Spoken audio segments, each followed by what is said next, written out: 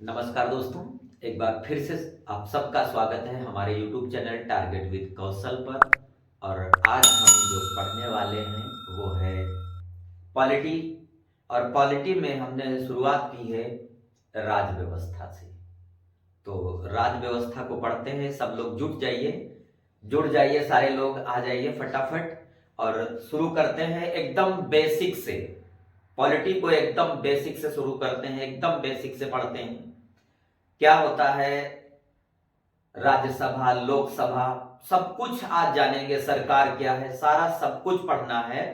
बहुत बारीकी के साथ में बहुत सारी चीजें जानेंगे।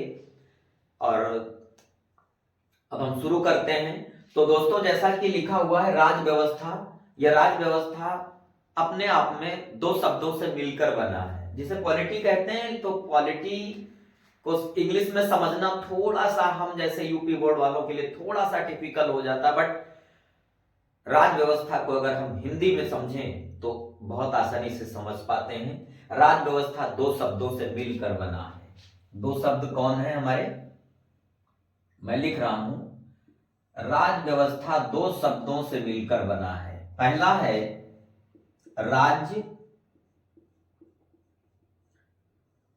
और दूसरा शब्द है व्यवस्था।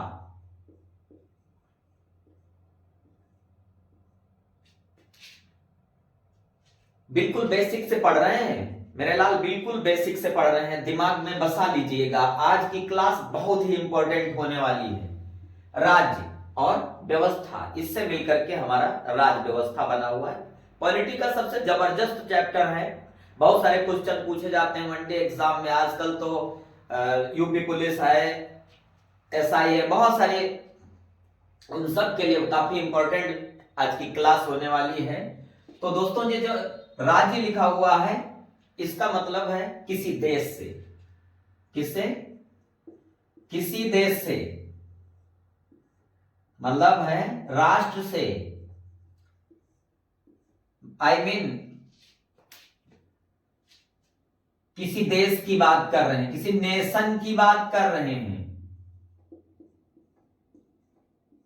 आप इसका अर्थ यह कदापि ना लगाइए कि जो राज्य होते हैं जिन्हें हम प्रांत कहते हैं, प्रांत जैसे कि यूपी, एमपी, बिहार, ये जो प्रांत हैं इनका मतलब मेरे लाल ये बिल्कुल भी नहीं है। ठीक है, इस राज्य का अर्थ है कोई देश, राष्ट्र या नेशन। नेशन कह लीजिए, राष्ट्र कह लीजिए, देश कह लीजिए। इसका मतलब यह है, यहां पर राज्य का अर्थ खूब अच्छी तरीके से समझ लीजिए। यहां पर राज्य का अर्थ कोई देश है। और मेरे लाल, किसी भी देश की व्यवस्था को संचालित करने के लिए, उसके कार्यों को सुचारू रूप से चलाने के लिए जिस व्यवस्था की जरूरत होती है, जिस सिस्टम की जरूरत होती है, उसे शासन कहते हैं। क्या कहते हैं उसे? उसे मेरे लाल शासन कहते हैं। ठीक है, आज पूरा मन से हम लोग क्लास को पढ़ेंगे, पूरा बारीकी के साथ चल करके देखेंगे और एकदम जीरो लेवल से हम लोग पढ़ने वाले हैं। पॉलिटी की क्या है राज व्यवस्था। जैसा कि हमने कहा कि इस राज्य का अर्थ कोई देश है, राष्ट्र है, नेशन है। मेरे लाल, कतई आप लोग इसका मतलब कोई प्रांत मत समझ लीजिएगा। अब हमने कहा कि राज्य का अर्थ कोई देश है, कोई नेशन है। तो बाबू, किसी देश के लिए, देश होने के लिए जो शर्तें जरूरी होती हैं, जो एलिमेंट्स जरूरी होते हैं, वो क्या है? अब मैं समझता हूं। यहां पर देखिए, एक राज्य के, एक देश के लिए किन किन चीजों की जरूरत है मेरे लाल, मैं देखता हूं। सबसे पहले क्या होना चाहिए? एक निश्चित भूभाग होना चाहिए। एक निश्चित भूभाग होना चाहिए। बेटा मेरा कहना का मतलब है कि उसका कोई जियोग्राफिकल एरिया होना चाहिए। जो हमारा दूसरा तत्व है वो है वहां पॉपुलेशन होनी चाहिए, आई मीन जनसंख्या होनी चाहिए। दो तत्व हो गए और जब निश्चित भूभाग हो गया, जनसंख्या हो गई। अब यहां पर जो जनसंख्या होगी उसकी सुरक्षा की जिम्मेवारी, इसके लिए कार्य करने की जिम्मेदारी, इसके हितों की रक्षा की जिम्मेदारी, इन सब इसके लिए कार्यों का, इनके ऊपर कोई अत्याचार ना होने पाए, कोई अमीर गरीब को दबाने ना पाए, किसी का शोषण ना होने पाए, इन सब चीजों के लिए जरूरत है तीसरे जिस तत्व की, उसका नाम है सरकार। क्या नाम है? सरकार। भाई गवर्नमेंट होगी और यहां पर ये पॉपुलेशन, ठीक है ना। अब निश्चित भूभाग हो गया, जनसंख्या हो गई, सरकार हो गई। अब सरकार तो तब है जब सरकार के पास अपने निर्णय, देश कोई तभी है जब वो अपने आंतरिक मामलों में, बाह्य मामलों में निर्णय लेने का कुवत रखता हो, उसको निर्णय लेने की पावर हो, निर्णय लेने की शक्ति हो, तभी ना। तो इसके लिए अगला जो हमारा इसका तत्व है वो होगा संप्रभुता। क्या हुआ? संप्रभुता, संप्रभुता, सेवर्जिनिटी, ठीक है ना। इन चार तत्वों के होने पर ही कोई राज्य बनेगा, कोई देश बनेगा। राज्य का अर्थ मैं बता चुका हूं, यहां पर इस राज्य का अर्थ मेरे लाल देश है, ठीक है।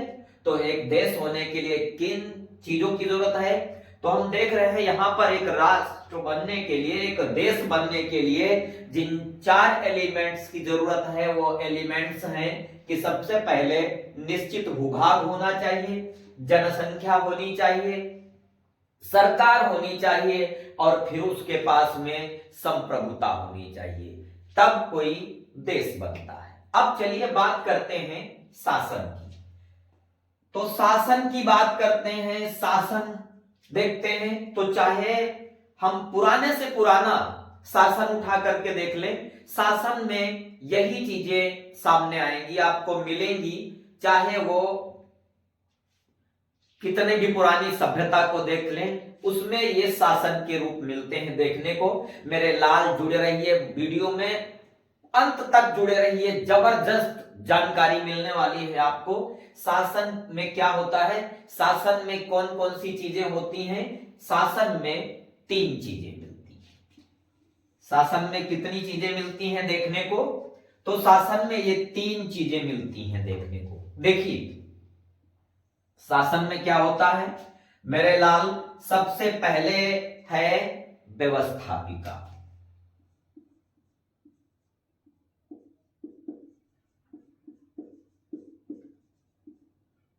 व्यवस्थापिका, उसके बाद में है कार्यपालिका,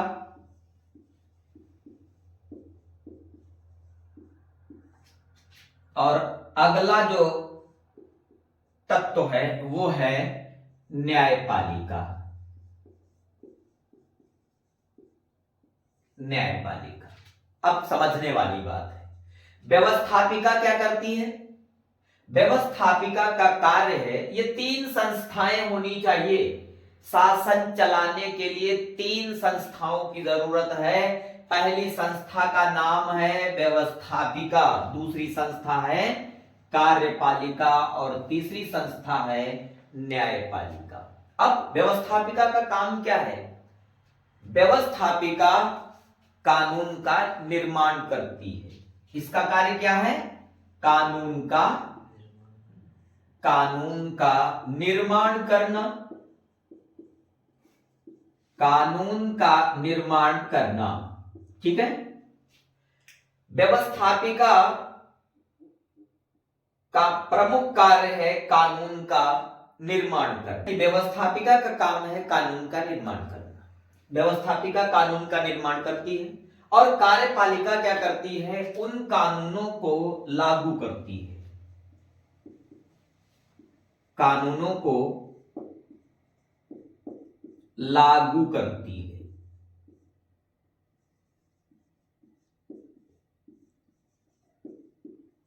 व्यवस्थापिका का काम हो गया कानून का निर्माण करना, कार्यपालिका का कार्य हो गया कानून को लागू करना, और न्यायपालिका का काम है कानून के अनुसार न्याय करना। क्या मेरे लाल, जब किसी के हितों का हनन हो रहा हो, जब किसी के हित छीने जा रहे हों, इस स्थिति में कानून के द्वारा न्याय दिलाना, न्याय देना, यह न्यायपालिका का कार्य होता है। व्यवस्थापिका कानून का निर्माण करेगी, कार्यपालिका उन कानूनों को लागू करेगी, और न्यायपालिका कानून के अनुसार न्याय करेगा, कानून के अनुसार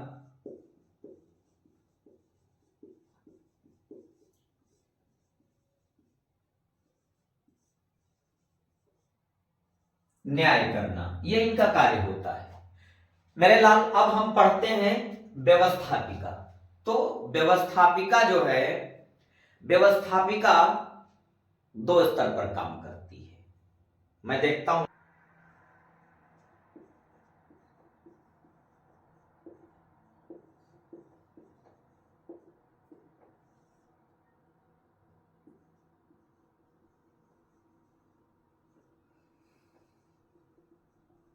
जिसे हम लेजिस्लेचर भी कहते हैं। तो व्यवस्थापिका क्या करती है, 2 स्तर पर कार्य करती है, एक केंद्र स्तर पर और दूसरा राज्य स्तर पर या प्रांत स्तर पर। ठीक है, तो केंद्र स्तर पर जो काम करती है कानून बनाने का, उसे हम कहते हैं संसद। क्या कहते हैं उसे हम संसद कहते हैं। मेरे लाल, यहां बड़ी इंपॉर्टेंट बात है समझने की कि संसद जो है, अक्सर प्रश्न पूछा जाता है यहां से कि संसद के कितने भाग हैं, संसद के कितने अंग हैं। तो मैं बताऊंगा कि संसद क्या है। देखिए, संसद अपने आप में, संसद के 3 भाग हैं, और यहां मैं लिख रहा हूं, यह प्रश्न पूछा जाता है कि संसद के कितने भाग हैं, कितने भाग हैं। तो मेरे लाल, संसद के 2 भाग हैं। अब पूछ लिया जाए कि संसद के कितने अंग हैं, संसद के कितने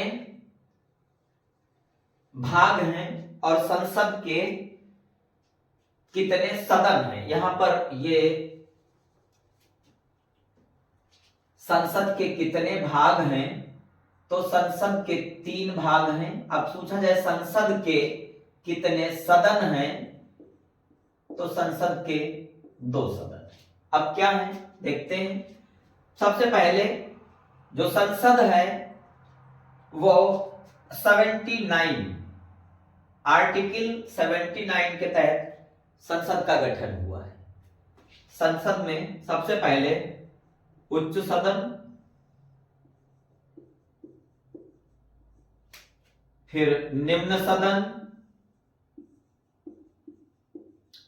और फिर है राष्ट्रपति। इनसे मिलकर के संसद का गठन हुआ है। हम देख रहे हैं उच्च सदन, निम्न सदन और राष्ट्रपति, इनके मिलने से संसद बना है। इंडियन कॉन्स्टिट्यूशन के आर्टिकल 79 में संसद का वर्णन है। तो अब देखते हैं उच्च सदन। उच्च सदन जो है वो आर्टिकल 80, 81, ये निम्न सदन, और 52। आर्टिकल 52 में राष्ट्रपति। अब उच्च सदन को उच्च सदन को इसके और अन्य नामों से भी जाना जाता है। निम्न सदन को अन्य नामों से जाना जाता है। उच्च सदन जो है वो राज्यसभा है। क्या है? राज्यसभा। और जो निम्न सदन है वो लोकसभा है। क्या है मेरे लाल? लोकसभा है। अब यहां पर समझने की बात यह है कि ये जो उच्च सदन है वो राज्यसभा है और जो निम्न सदन है वो लोकसभा है। ठीक, अब ये द्वितीय सदन है और ये प्रथम सदन है। उच्च सदन जो है वो द्वितीय सदन है, द्वितीय सदन है, जबकि जो निम्न सदन है वो प्रथम सदन है। आप काफी कंफ्यूजन में होंगे कि जो उच्च सदन है वो जो उच्च सदन है उसको द्वितीय सदन कह रहे हैं, निम्न सदन को प्रथम सदन कह रहे हैं। ऐसा क्यों है? तो इसमें अभी हम जानेंगे कि ये उच्च सदन राज्यसभा उच्च सदन कैसे है और लोकसभा निम्न सदन कैसे है। मेरे लाल बताना चाहूंगा,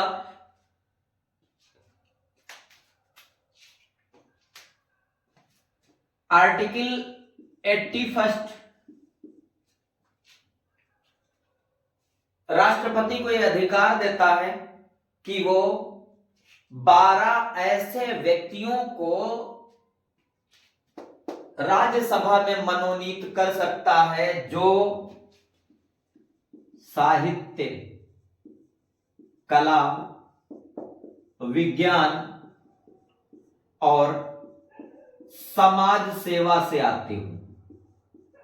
समझे जाइएगा बाबू, साहित्य, कला, विज्ञान और समाज सेवा से आते हूं। ऐसे 12 कैंडिडेट्स को, 12 सदस्यों को राष्ट्रपति मनोनीत करता है। ठीक है, अब राष्ट्रपति मनोनीत करता है ऐसे 12 सदस्यों को जो साहित्य में, कला में, विज्ञान में या समाज सेवा में अग्रणी होते हैं। कहने का मतलब है कि इस सदन में उच्च सदन इसलिए है क्योंकि यहां पर काफी योग्य, शैक्षिक स्तर जिनका उच्च होता है वो लोग यहां पर आते हैं। उच्च शैक्षिक स्तर वाले सदस्य उच्च सदन में होते। अब बात आए कि निम्न सदन, तो निम्न सदन को बाद में पढ़ेंगे। पहले तो हमने जाना कि ये उच्च सदन क्यों है। उच्च सदन इसलिए है कि यहां पर सबसे ज्यादा योग्य व्यक्ति, पढ़े लिखे लोग इसी सदन में पाए जाते हैं। दूसरा प्रश्न आता है कि जब राज्यसभा उच्च सदन है तो इसको प्रथम सदन होना चाहिए, ये द्वितीय सदन क्यों है? चलिए इसका जवाब क्या है समझते हैं कि आगे से कभी हमसे ये प्रश्न, एक भी प्रश्न हमसे छूटने ना पाए, इसलिए मैं आज क्लियर करता हूं कि ये द्वितीय सदन क्या है। भाई साहब, ये प्रतिनिधित्व करता है राज्यों का, अर्थात प्रांतों का। ये प्रांतों के हित की लड़ाई लड़ता है, प्रांतों के हितों की रक्षा करता है, केंद्र से प्रांतों के लिए वित्तीय अनुदान की मांग करता है, प्रांत के लिए करता है। जबकि इंडियन कॉन्स्टिट्यूशन में जनता ही सब कुछ है। ठीक, रुक जाइए, यहीं पे रुक जाइए। अब बात करते हैं निम्न सदन की। निम्न सदन क्यों है? भाई साहब, आपने देखा जिस तरह से राज्यों में उच्च शैक्षिक स्तर के व्यक्ति जाते हैं, उसके मेंबर बनते हैं, उसकी अपेक्षा में, राज्यसभा की अपेक्षा लोकसभा में जो सदस्य जाते हैं उनका शैक्षिक स्तर राज्यसभा के सदस्यों के शैक्षिक स्तर की तुलना में कम होता है। लेकिन एक खास बात और है कि इस लोकसभा में जो जाने वाले सदस्य होते हैं ना, वो अच्छे वाक्पटु होते हैं, अच्छे भाषण देने वाले होते हैं, भाई साहब बड़ी बड़ी बातें फेंकने वाले होते हैं, लोक लुभावनी बातें करने वाले होते हैं, जनता लालियत हो जाती है, अरे इनसे तो मेरा बड़ा फायदा होने वाला, और उठा करके उन्हीं को वोट कर देता है। भाई साहब इसलिए इस सदन को निम्न सदन कहा जाता है, क्योंकि इसमें जो सदस्य होते हैं, लोकसभा के जो सदस्य होते हैं, उनका बौद्धिक स्तर माना जाता है कि राज्यसभा की तुलना में कम है। इसलिए अब इस सदन को प्रथम सदन क्यों कहा जाता है? तो प्रथम सदन कहने के पीछे का लॉजिक यह है कि ये जनता का प्रतिनिधित्व करता है। प्रथम सदन क्या करता है? जनता का प्रतिनिधित्व करता है, जबकि राज्यसभा क्या करता है? राज्य का या प्रांतों का प्रतिनिधित्व करता है।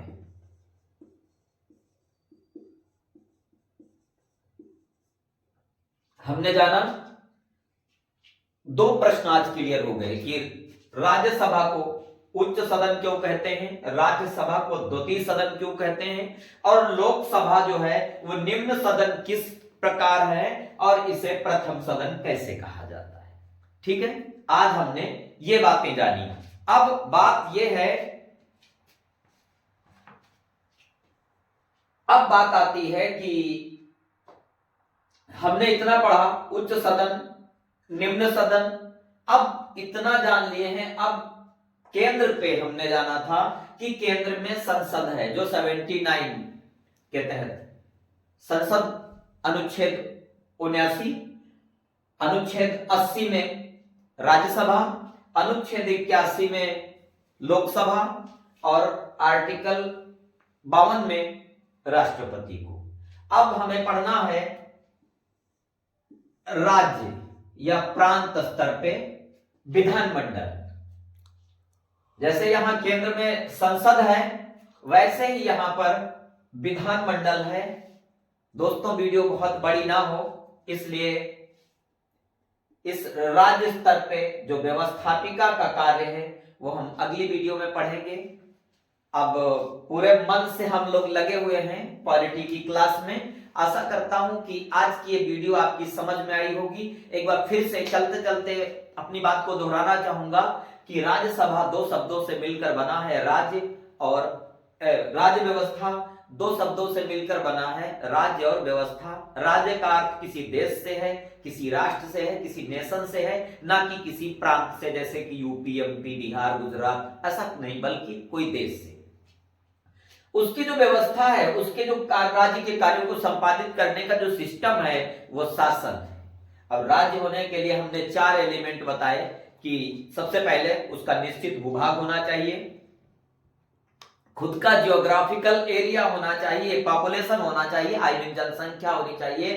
फिर उस जनसंख्या के कार्यों का संपादन करने के लिए सरकार होनी चाहिए, और सरकार के पास शक्तियां होनी चाहिए, खुद का निर्णय लेने की पावर होनी चाहिए, अर्थात संप्रभुता होनी चाहिए। इतना हमने जाना। उसके बाद में हमने जाना कि शासन क्या है। तो शासन में हमने देखा कि शासन में 3 तत्वों का होना बहुत जरूरी है, और जिसमें पहला व्यवस्थापिका, कार्यपालिका और न्यायपालिका। व्यवस्थापिका का काम है कानून का निर्माण करना, कार्यपालिका का काम है उन कानूनों को लागू करना, और न्यायपालिका का काम है उस कानून के अनुसार न्याय देना।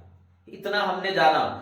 अब उसके बाद में हमने जाना कि व्यवस्थापिका कैसे काम करती है। जो व्यवस्थापिका है, लेजिस्लेचर है, वो कैसे काम करती है। तो व्यवस्थापिका 2 तरह से काम करती है, एक केंद्र में और दूसरा राज्य में।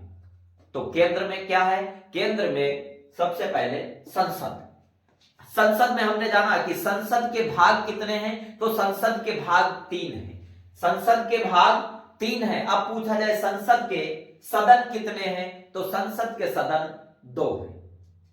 संसद किन से मिलकर के बना है? भारतीय संविधान के अनुच्छेद 79 में संसद को पढ़ते हैं हम, 80 में उच्च सदन जिसे हम राज्यसभा कहते हैं, 81 में निम्न सदन जिसे हम लोकसभा कहते हैं, और अनुच्छेद 52 में हम राष्ट्रपति को पढ़ते हैं। तो हम देख रहे हैं कि जो हमारा राज्यसभा है, जिसे हम उच्च सदन कहते हैं, वो द्वितीयक सदन होता है, और जो लोकसभा है वो प्राथमिक सदन है, और इसे हम निम्न सदन कहते हैं। निम्न सदन इसलिए कहते हैं इसको, या उच्च सदन, राज्यसभा को उच्च सदन इसलिए कहते हैं क्योंकि यहां पर ज्यादा पढ़े लिखे लोग होते हैं इसके मेंबर, और द्वितीयक सदन इसलिए है क्योंकि ये जनता का ना करके बल्कि राज्यों का प्रतिनिधित्व करता है।